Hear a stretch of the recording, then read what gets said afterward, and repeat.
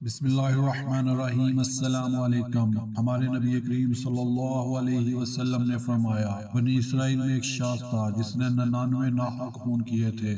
پھر وہ نادم ہو کر مسئلہ پوچھنے نکلا۔ وہ ایک درویش کے پاس آیا اور اس سے پوچھا، کیا اس گناہ سے توبہ قبول ہونے کی کوئی صورت ہے؟ درویش نے جواب دیا کہ نہیں۔ یہ سن کر اس نے درویش کو بھی قتل کر دیا اور 100 خون پورے کر دیے۔ پھر وہ دوسرے درویش سے پوچھنے لگا۔ آخر اس کو درویش نے بتایا کہ فلاں بستی میں چلا جا۔ وہ آدھے راستے بھی نہیں پہنچا تھا کہ اس کی موت واقع ہو گئی۔ مرتے مرتے اس نے اپنا سینہ اس بستی کی طرف جھکا دیا۔ آخر موت کے فرشتے اور عذاب کے فرشتے میں باہم جھگڑا ہوا کہ کون اسے لے جائے، لیکن اللہ تعالیٰ نے اس نصرہ نامی بستی کو جہاں وہ توبہ کے لیے جا رہا تھا حکم دیا کہ اس کی ناش سے قریب ہو جا، اور دوسری بستی کو جہاں سے وہ نکلا تھا حکم دیا کہ اس کی ناش سے دور ہو جا۔ پھر اللہ تعالیٰ نے فرشتوں سے فرمایا کہ اب دونوں کا فاصلہ دیکھو، اور جنہ پا تو اس بستی کو جہاں وہ توبہ کے لیے جا رہا تھا ایک بالشت ناشت مطلب کہ ہاتھ جتنا فاصلہ قریب پایا، اس لیے اسے بخش دیا گیا۔ سبحان اللہ۔ اس واقعے سے ہمیں یہ سبق ملتا ہے کہ ہم انسان خطا کے پتلے ہیں، ہم سے خطائیں ہونا ہماری فطری کمزوری ہے، جیسے کہ نبی علیہ السلام نے فرمایا،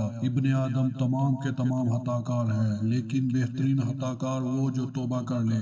آپ سے زندگی میں کتنے ہی گناہ کیوں نہ ہوں، اللہ کی رحمت سے مغفرت سے آپ کے گناہ بڑے نہیں ہیں۔ ماضی کیسا گزرا اس پر صرف رونے اور کرہنے کی بجائے اس پر نادم ہونے کے ساتھ انسان سچے دل سے توبہ کرے اور برائیوں کو ترک کرتے ہوئے نیکیوں کو اختیار کرے۔ یقیناً بقیہ زندگی میں اللہ تعالیٰ کا فرما بردار بندہ بن جائے، بقیہ زندگی میں اللہ تعالیٰ کا مطیع و فرما بردار بندہ بن جائے، کیونکہ اسی میں کامیابی اور اسی میں ہمارے پچھلے گناہوں کی معافی ہے۔ اللہ پاک ہمیں نیک اعمال کرنے کی توفیق دے، آمین یا رب العالمین۔